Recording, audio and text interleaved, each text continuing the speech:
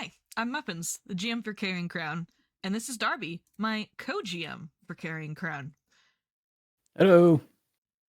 So welcome to Split Narrative, where we're going to talk about some tips, tricks, and how to avoid some pitfalls and some common APs that you'll see on the channel here. On this installment of Split Narrative, we're going to be talking about Carrion Crown, and specifically Book 1, The Haunting of Harrowstone. Spoilers abound. If you want to play in this AP, or have any intention to in the future, go away. This is not for you. We're going to be letting it all loose. All kinds of stuff. So go away. All right, great. I think they're gone. Okay. So let's talk about Carrion Crown. Let's talk about let's just talk about the adventure. What do you think about Carrion Crown? Just talk to me. What's up? Yeah, Carrion Crown was kind of Paizo's first attempt at horror that they really focused in on. And as such, it hits with some mixed results, but overall, I think it's a fun romp through Ustalof. Um, Very drier, down on its laurels place, cloudy, rainy. Excellent place to have monsters lurking about. And Karen Crown will kind of focus each book around a kind of a monster type or two monster types that are commonly used in a lot of horror medium. The first book goes with ghosts, and the second book is more of like creations of science. The Frankenstein kind of deal. Yes, yes, indeed. They have a whole character based around essentially Frankenstein in that book, and then it goes from there and carries on with it. Can I tell you a secret, Darby? You've never watched it, have you? What? No. What? No, I've seen lots of horror. Maybe not the Frankenstein, but you know what I love? I love gothic horror.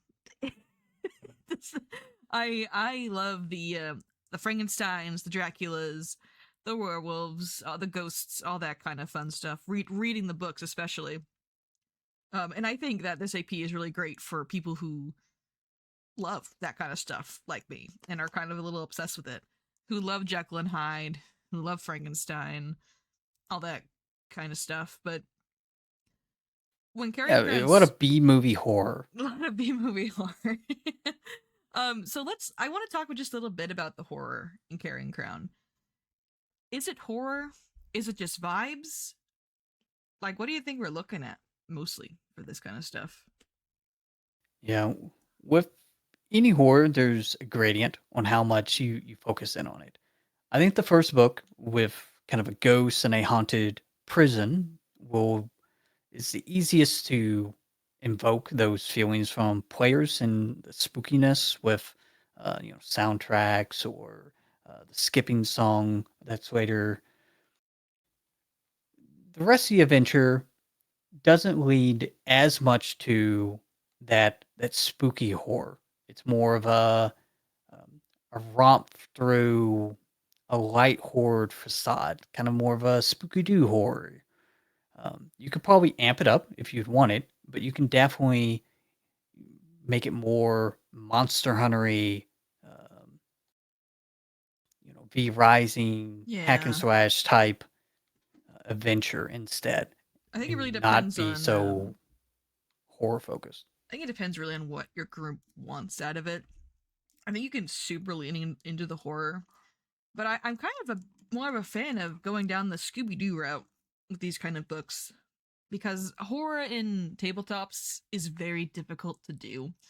You know, a lot of the time you're sitting around the table talking with your friends, running these games, and it's difficult to get into the horror atmosphere. Something I think that's really cool um, about book one is I talk about a bit about this like in the first few pages of the book. You know, talking about running a horror game and how important something like a music in a horror game. Music is going to set the tone of your game drastically. In the first book, they have a few recommendations of songs to play, and I just thought this was great. That is not something I see often in Pathfinder modules, at least the newer edition ones. I thought it was super cool that they had like a whole guide about how to use your music and what's best for this book. And looking at book 2 and beyond, it's like that in every book. They have recommendations of what to play to set the mood, and sometimes they're a little goofy. So I kind of think Paizo is trying to lean into that. It's horror, but it's a little goofy sometimes. It's not taking itself super seriously. Sometimes, most of the time. Yes, and if you're looking for like a grounded, more horror-based game, you could get that out of Carrion Crown.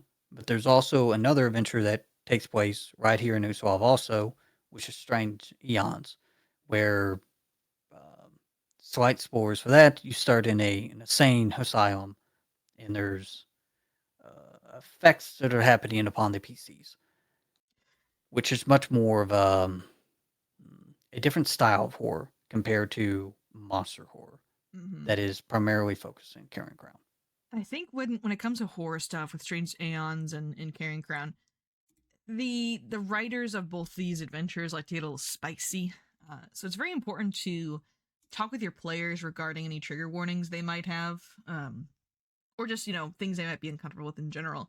Because this is a very old Pathfinder adventure from first edition, so the books were written very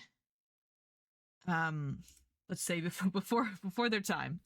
They're a product of their time. They're a product of their time, so things can get kind of a little messy at times. So just it's important to let your players know the contents in the book. Everyone's comfortable at the table, because horror can get pretty dark at sometimes.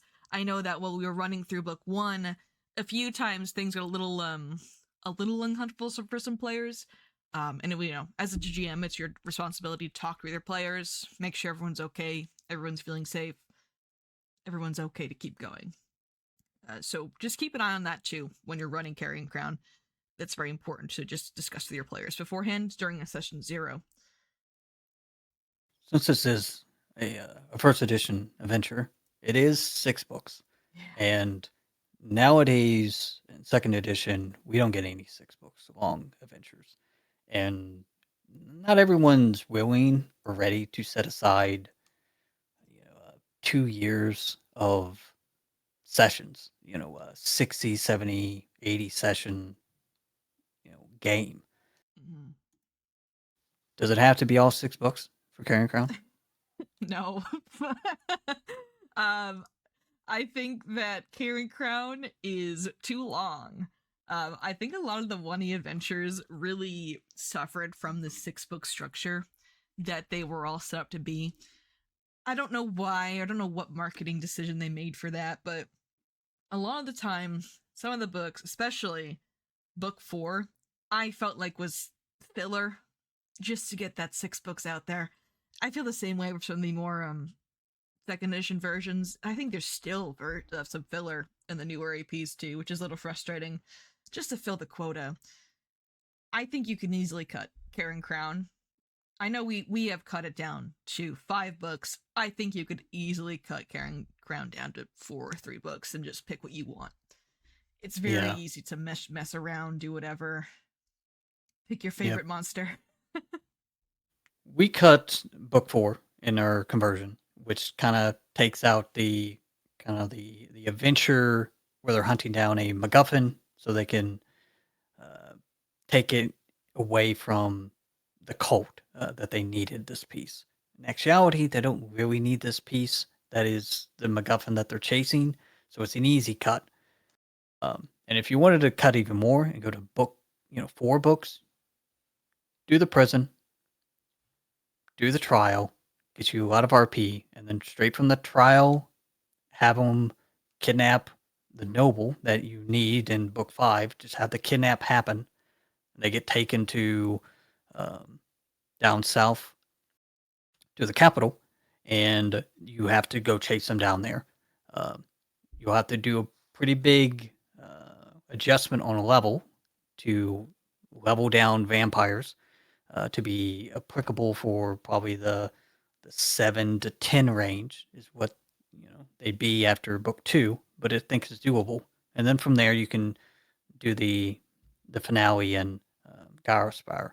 I think you can cut a lot of Gallowspire too, if I'm being honest with you. I mean, you really just need the final dungeon and call it a day. Yeah, you could definitely cut the whole encounters at the cathedral and its surrounding lands because you're just kind of trying to save the noble who is in that location there. So if you just move that noble to the tower itself on top of it, then you don't ever really need the cathedral. You know what? I know we love cutting things up, shortening things. I don't think I'd recommend cutting it to 3 books, despite everything. I think there's a lot of really fun to be had in books 1, 2, and 3, especially, that I think is. I don't think I'd want to give any of it up. I think that the prison is a super fun kind of introduction. I think the trial is a really fun RP opportunity. And book 3, it needs a little bit of elbow grease to make it work, but I think it's also super fun and has some unique opportunities in there. Book 4 can go in a dumpster. I don't care, but you know the rest of it, I like it quite a bit, and I definitely think it should be left in if you're gonna cut anything. But if you're on a time crunch, then cut away. Yes, with the changes we made and cutting out a book, and we changed our structure from a kind of a single party narrative to a kind of a drop in, drop out game with each book being a cutoff. So, as such, we needed changes to facilitate this.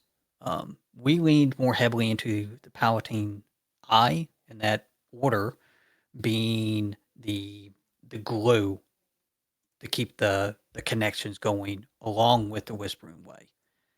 And I So think we it's could have even leaned it a bit further. Like I think we didn't lean into enough in book 1.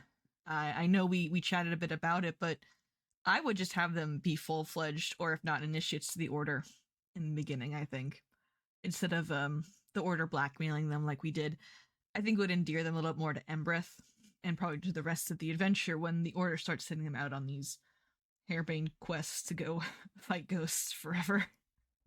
yeah, we definitely didn't have to strong arm them. It definitely a tone that we chose. Yeah. Whoops. I think You the live and learn.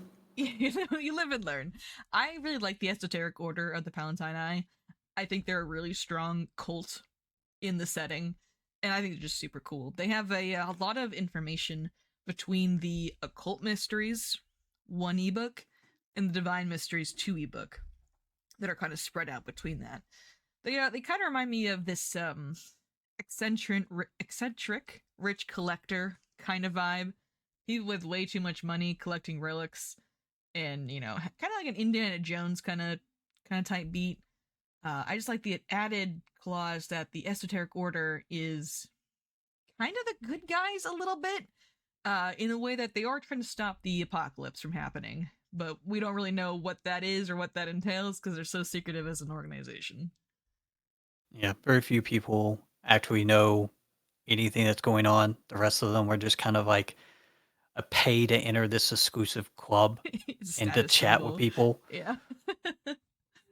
I think they're very cool, and I think they can be used as a pretty good plot device to move the narrative along, especially if you're going to be running this as a monster of the week kind of standalone book kind of situation. Um, you actually went through and made backgrounds based on this.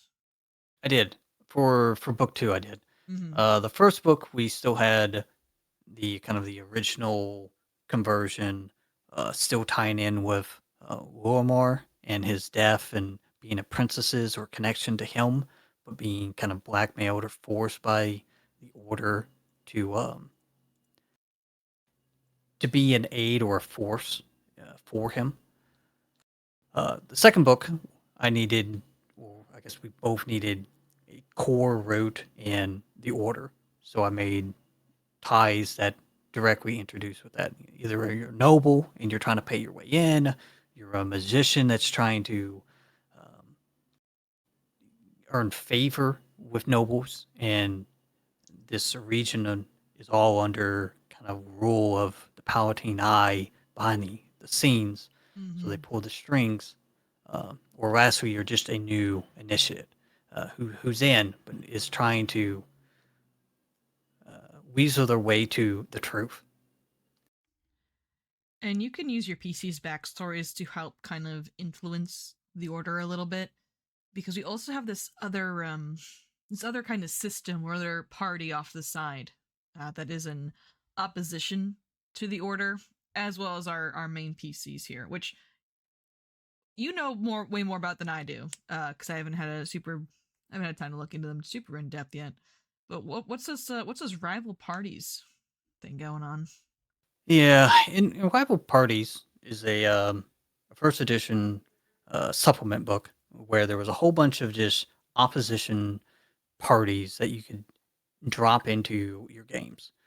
And there's a group of individuals in there that are essentially uh, wanting to get in good with the Whispering Way and their goals. They have a fortune teller who thinks she's going to be the bride of Tarbathon. There's a scout that used to be in Tarbathon's military, but he's kind of been brainwashed, I guess you could say, to continuing upon this path. There's just a psychopath murderer who's just there to enjoy what he does. So he got himself turned into invisible, so he's like the invisible man murderer. And then lastly, there's a sick girl who was critically sick, so her parent sold her to the Whispering Way to try to cure her. They cured her by turning her into a ghoul, which did cure her illness, but now she's a ghoul and now a big follower of the Whispering Way because they like saved her life. You know, speaking of the Whispering Way, I don't think you've talked about them much yet. They're kind of our main baddies for the entire adventure. Yeah, they are the instigators of the plot and the core of what the PCs are chasing after, but don't quite catch up to very quickly in the raw adventure. Yeah, they are kind of constantly chasing after the Whispering Way through this book, and I think that's something as a DM you should be aware of, because sometimes it can get incredibly frustrating for 6 books constantly being just a step behind the main bad guys. That does change in book 4/book 5, but it can be very frustrating to just constantly be on the losing end of that and have to clean up the mess that the Whispering Way left behind. Yeah, especially when I think most players would think as a cult is a more, I guess in a lot of media and adventures or low level threats, and Mm-hmm. now this cult is a high level threat, but you don't get to interact with them much. So if you're going to make changes, I would make changes there. Have them run into lackeys or see strange things going on in book two. Introduce them, let them fight it out in book three, which does happen at the end, but maybe you could shift that a little sooner. Yeah, or like interaction with the rival party, especially, which I think you can get some interactions in book 2 and book 3. Book 1, probably not so much. I think book 1 you should probably leave alone for the most part. Like, start introducing the Whispering Way later into the book 2 or book 3. Yeah, they're still getting their feet in book one. You wouldn't, I think if you introduce the rival party and a lot of Whispering Way, you detract from them trying to solve the mystery that's at Harrowstone, and you Mm-hmm. draw them away from Harrowstone, which you don't really want to do. You want to get them to the prison. And then from the prison, once they finish that, then they can leave and go on to their great adventure. But we did put someone from the Whispering Way in book 1, which is a very common change. Endivian Adrisant, the myth, the legend, the main bad guy. Endivian is the BBEG of Carrion Crown, and he does not show up until book 6, which is incredibly frustrating. Paizo has this really bad habit of just sticking their main bad guys at the end and ignoring them for the rest of the books. Um, I don't think I'd recommend doing with Endivian what we did though. If you watch our live play, Endymion is with the party pretty much the entirety of book one. Half of this is because I really found a good way to have him leave without being it kind of awkward. And at that point, he is very protective of Kendra, and he does not want to leave her alone. But I don't think I'd have him stick around. I think that was a bad call on my part, but you live and you learn kind of deal. Other ideas, I think, with Avidian, if you wanted him to be at the beginning of book one and then disappear, you could have him show up in book two, involved in the trial if you wanted, or um, you could have him at a Palatine Order meeting. Um, there's nothing says that he can't be a member on your side and be working against you at the same time. Yeah, he's kind of got his own little motives over there, and I feel like his motives in the raw adventure are pretty paper thin.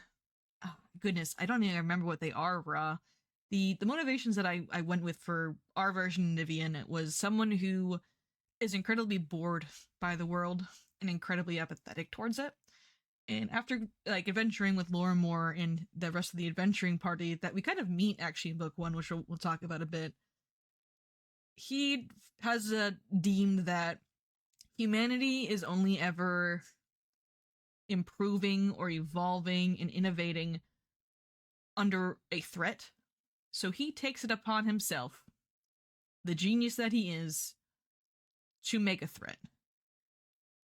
Part of this is because he's incredibly narcissistic, and he hears that, the Whispering Tyrant, no one's been able to bring him back. I bet he could do it. I bet he could be the one who do it. And let's make this threat, and let's have a little interesting. Let's have something challenging to actually do, and maybe humanity will rise to meet that in a way. Yeah, and I guess his core idea of the threat is, well, if Tarbathone can't get out of the seals and he doesn't know where the seals are, maybe he can get Tarbathon out of the tower if he has an appropriate vessel. Well, the vessel would obviously have to be a lich. So he wants to alchemically make a lich. And he believes that the heir of Tarbafon would be the best kind of vessel for this little project he's doing. In the raw adventure, this is some noble in book 5 you meet that they're old. They're pretty lame and kind of gross. I think they're a vampire, maybe. I don't like that. I just don't like it. So we ended up making the vessel, or the heir of Tarbafon, Kendra. She is a NPC that will probably be sticking with the party the entirety of the way.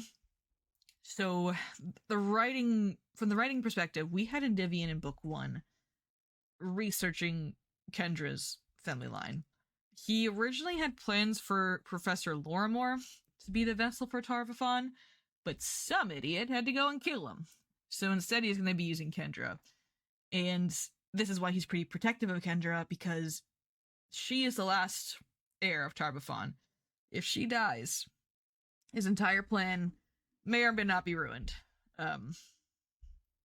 So that's kind of the main conflict. Is Endymion wants to try to make this lich Tarbafon. He needs the heir of Tarbafon, and Kendra is the last one. Yep. And then meanwhile, his Whispering Way companions are gathering ingredients that he needs to, who he hires to make this potion. And that connects through all the books. That's a rough summary. Yeah, I think that's a pretty solid plot, if I'm being honest. Like, it can be frustrating chasing after this cult just one step behind, but overall, I kind of like it. It's just kind of self contained stories following this overarching plot until you eventually confront the big bad guy, who is some kind of deranged lich now because his experiment failed. But before we even get to that, we gotta get through 5 other books, Darbee. Well, we better get started on book 1 then. So, book 1, The Haunting of Harrowstone. So, the main summary of this book is all about ghosts. The main gist of it is the Whispering Way came here a couple weeks ago into an attempt to siphon the soul of the prison warden, Warden Hockran, as the first ingredient in their lich elixir, which is called the Carrion Crown. So that's why they're here. They had a accident during their experiment or magic's ritual, and it ended in the death of the professor, Professor Lorimore, who is the linchpin of this adventure and the whole reason why the PCs are here. He ends up dying, and this whole adventure kicks off, starting at his funeral. But the overall plot of it is the party showing up, realizing something spooky is happening, and then going to the prison to take care of the ghosts. And that's kind of where their investigation starts for it. Yeah, when I read the first book, I was a little. I was like, wow, I don't think I've ever had a game start at a funeral. Yeah. Hey, there's few places. You got the tavern, a wedding, funeral brings people together. That it does. So there's a few NPCs you get to meet right off the bat in book 1 of Harrowstone. The first one and the most important one, and probably the entire book, is Kendra Lorimore, who is the daughter of Professor Lorimore, the heir to Tarpathon, and all around just I think she's a swell lady.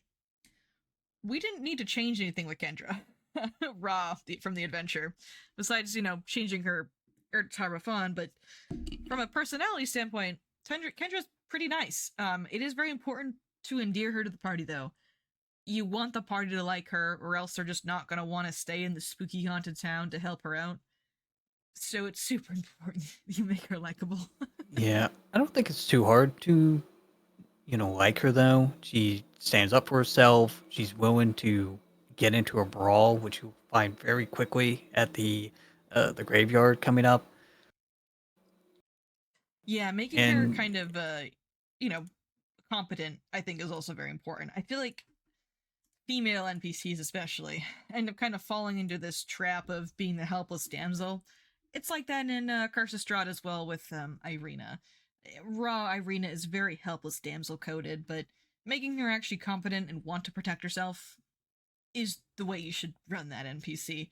And I think that's the same with Kendra. Make her competent, make her want to protect herself, not just rely on the PCs for protection.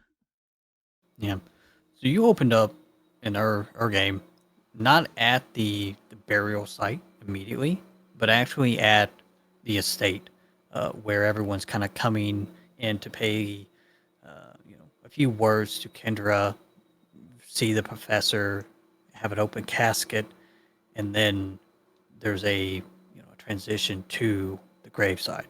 Mm-hmm. Yeah, so I think we did this for a few different reasons. The first one being that these players are new, they're playing new characters, these PCs have never met before. Let's give them a moment to talk to each other, meet each other, describe their characters, and get into it before throwing them into a funeral march. Another reason we did this is because we want them to meet these NPCs. Kendra, obviously, but there was a few other NPCs that we put in here that are important to either the book or they hint at future books. So we had Endymion here, obviously, being the old apprentice of Lorimore, come to pay his respects. We also had Durston, who is the werewolf hunter from book 3, to kind of hint at him. We also had the old man from book 4. I called him Grimbleshanks. That's not his name in the book. We're skipping book 4, so I kind of just made something up on the spot. But the old man was here, so he might come back. I don't know. We'll see. We also use Quinley, who was the Damphir from book 5. And this is just kind of a way to seed NPCs for the future, meeting them a little bit, seeing their connections to Lorimore, and just getting a feel of the world of Ustalav as a whole. We also had some townsfolk here in book 4. I believe the only ones we had were uh, Councilman Vaishon, Alan Drew, the school teacher, and Zokar and her son Perpin. And that's just kind of the basic town. I think if I was to do this again, I would drop some of the other book NPCs, like the old man from book 4 and Quinley, and I would focus on maybe just Durston being around, Endymion, and the townsfolk that were here to kind of just focus in on book 1 as a whole. This also created the opportunity to investigate a bit into Lorimore's death right off the bat. Pretty much immediately, they wanted to see his body, um, which I allowed them to make a diplomacy check for doing so, which they passed. They rolled very high. And I think this is a good idea. I think that you should definitely have them be invested in investigating this mystery. Even if maybe Kendra wouldn't be okay with them looking at her father's corpse. You want to give them something. Well, you want to put a little bait on that hook when they start investigating. And they see Lorimar's body, his head is crushed, things are weird, everything like that. Gives them opportunity to just investigate without a time limit over their heads. But after that, I mean, funeral away. I don't think there's anything else in there we need to mention. We met with the NPCs there, gave them some backstory, did a little investigating, and I think they're ready to go to the Westlands afterwards. Yeah, everything kind of proceeds per raw with the burial and the conflict once you get there. There's a mob who Well, doesn't we want. changed the conflict a little bit. Yeah, slightly. There's still it's still a mob there, and they don't want Walmart Bear there because they think he's a necromancer, which makes sense. This land's had a very bad history of necromancers, and him being a wizard's essentially a necromancer in their eyes. So there's a conflict, Mm-hmm. and it can definitely go a few ways. The casket could get dropped, the body could get spilled out. They could murder people. Yes, Yeah. During that conflict, you want to make sure you make it crystal clear to your PCs that you should not murder these people. They are doing non lethal damage to you, they are just farmers. If you kill them, you're the asshole. yeah, and I think Raw, it's like Gibbs and like 6 or 7 other NPCs. It's a lot of stuff to roll into initiative just for a very quick combat. I think if I was coming back through it and doing the conversion again, I might would combine them all into just a troop. I was gonna say, if you do like 2 troops, I think would be pretty cool. Yeah, maybe 1 or 2. Play with the sizes a little bit so it's not 36 people or whatever you're fighting. Yeah, yeah. We still have our narrative changes where we have, Gibbs instigates it, and then he can either in the scuffle get knocked out, or he gets cold feet from the PCs rowing well, and then the rest of the mob just knocks him out and attacks anyway.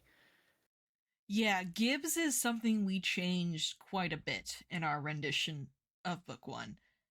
Gibbs, I think, is a really interesting narrative device that you should focus on. He is an antagonistic force to the PCs in book 1, but he is also still a guy and has some sense left in him.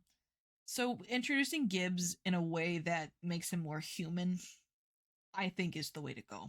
Having the PCs see him either get cold feet or get knocked out, and though he instigated the fight, not actually going through with it, I think that's a good idea.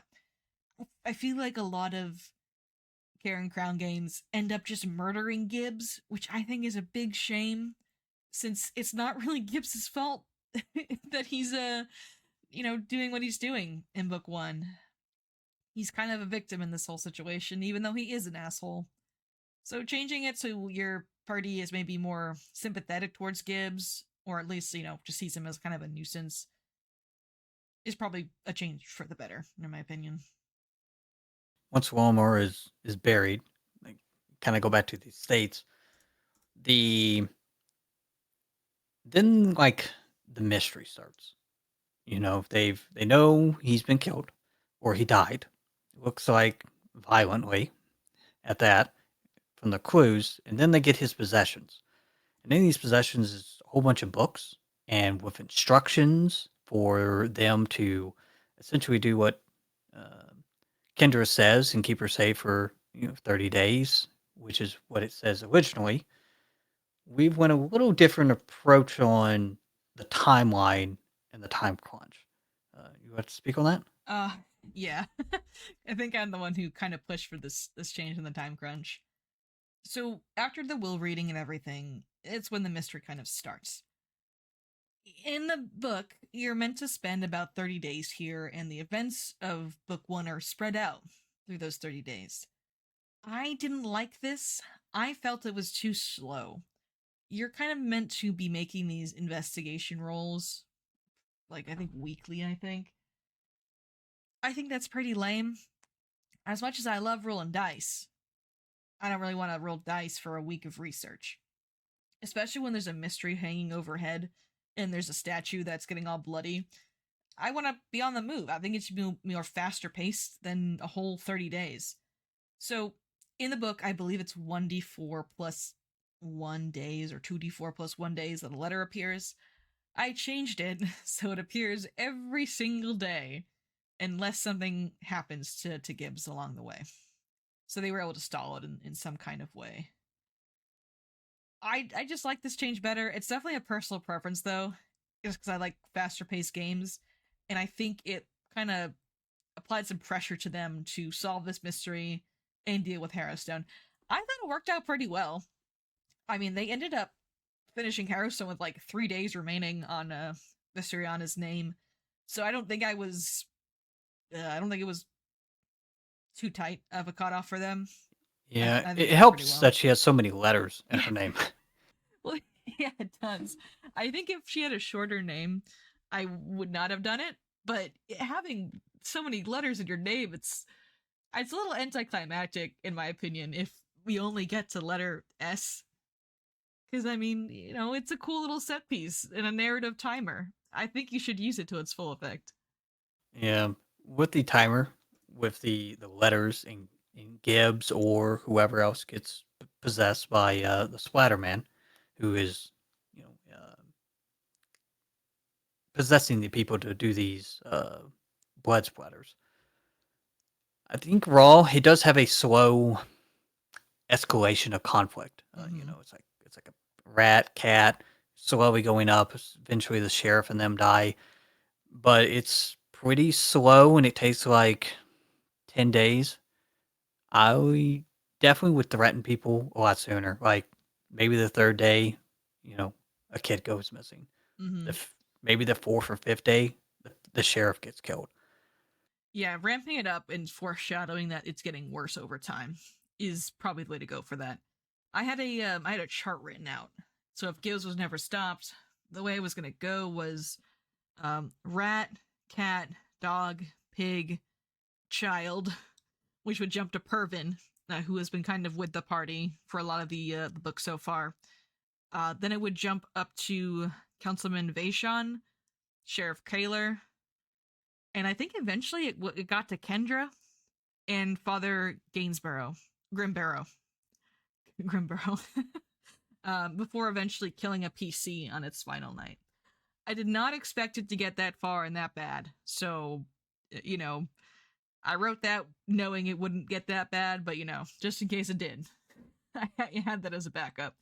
And I mean, they solved the whole Gibbs situation It was pretty quick. It was pretty like quick. two Yeah, days in game time. yeah. In game time, I think it was 3 days. Because I think he managed to get to a dog, killing a dog for the letters. So that ended up stalling the letters for a little bit, but did not stop them. Pretty much, the Spider-Man found ways to manipulate people to put their blood on there, but no one else died. It was always someone just cutting themselves or using butcher's blood or things like that. But the real threat of it was gone. It was now just a in-game clock at that point. Afterwards, you get the mystery, the blood's been spurred, and then it kind of dumps you these random random events that you can insert. You took these events and essentially tied each one of them to a prisoner, which I think now looking back onto it, I think it was a good call. Oh yeah, I definitely think that the narrative should be built around these prisoners. So having events tied to each prisoner and affect the PCs is a good way to get the PCs invested in what's going on in the prison. I had 5 PCs and 5 prisoners. So I kind of just picked a prisoner, picked a PC, and had an event happen to them. Some of them were more involved than others, and some of them were less involved or involved the whole party instead of one particular PC. But it ranged from the Lopper's Dream, the Splatterman just being kind of a dick, the Father Charlatan appearing in a vision to Mira, trying to convince her to kill the priest of Ravengrow. It's just things like that. I think when you're making a mystery like this, having a anchor for why these events are happening is important. And there is a lot of um like little mini encounters present in the book raw, and you can just take those and kind of play with them a little bit to make it fit whatever you really want to do. There's some good ideas in there. The scarecrow is pretty fun. I really enjoyed that. There's just the town of Ravengrow is a very fun setting to just be spooky with, so I liked it quite a bit. The town does have some cool adventures that you can kind of like interject. Scarecrow was it's fun. Another kind of core event that kind of brings the driving push to get them to Harrowstone, if they haven't already, is the town hall fire, where it was converted as a haunt. But I think if we looked back at it, maybe a haunt's not a way to go per se, and more of a environmental skill challenge, perhaps, or maybe just a classic, more encounter creature base, um, with a threat of fire being kind of a backdrop to everything occurring. I also think it's a little too punishing, especially for the poor NPCs in this town hall fire. I know that, the NPCs or whatever, they're just nameless citizens, but it does feel kind of bad when the party can't really do anything to help, as everyone's kind of just falling unconscious, and we have this round timer ticking down slowly. I would definitely make it a little less punishing. Still have it be, consequential, but not auto knock everyone out if people are still in the building. Yeah, the round counter I'm kind of referring to is the hazard is written ticks up, and as you increase, the fire spreads. But after I think it was 6 rounds in first edition, it just starts suffocating everyone, and they suffocate. And then round 10, they all just fall unconscious, and then after that, they're pretty much goners. When it was converted over, I crushed everything down. I believe the unconscious like suffocation rule started around 5 on my conversion of it. Probably more punishing than it needed to be, since suffocation is such a you can't interact with it very much. It's just punishing. Yeah. Having more ways to put out the fire too, I think would have been a better idea, because I kind of let them get away with whatever they wanted if they gave me ideas. But maybe like listing examples of what different classes can do to help put out the fires, or have them be put out a little bit easier, possibly, because they're gonna be putting out this fire as well as fighting these flaming skulls that do a bunch of damage to them. So trying to balance the environmental hazard as well as the actual that's happening in the fight. It's really cool. I really like it. It just I think it's very difficult to get that balance. I personally think we could have probably done a little better on my part and on your part, but it was a good learning experience, I think, especially for encounters like that in the future. Yeah. When making it, sometimes it's, I guess, difficult to picture which class you want to abilities to put in there to like encourage stuff. Since we're up to like I don't know, like 15, 16 classes or something like that in Mm. Pathfinder now. But definitely could have, like, fire falls down, some of the rafters fall in, it's blocked the door, it's an athletics to clear the door, it's an acrobatics to pull the drapes down to attack it, turn over the pew or move it away from the fire, diplomacy maybe to move people away and try to keep them from panicking. I could have had more descriptors in there instead of kind of just listing a list of skill challenges for you that you could use for them. We also kind of went a little bit overboard maybe in this encounter because after they get out of the fire, when they go outside, we trigger another encounter, which is the zombie encounter. I like this, I think, overall. Had the fire been a little bit different. So part of me wonders if this section of the book would be better with the fire just being a skill challenge and then the combat being outside. Yeah, it's because you had the undead that show up kind of be the through line connection to farther Charlatan, I believe.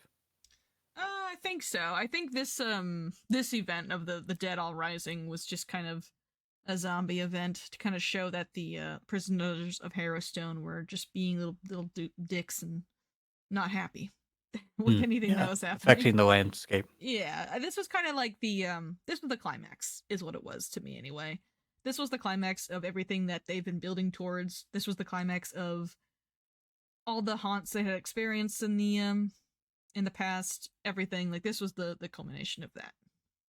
After the fire is kind of cleared out, I think this is a good opportunity to have the town kind of rally around the PCs and like show their support in whatever the way they can. This can be by giving them some free loot, like healing potions or things like that, because the adventure's pretty loot light when it comes to that.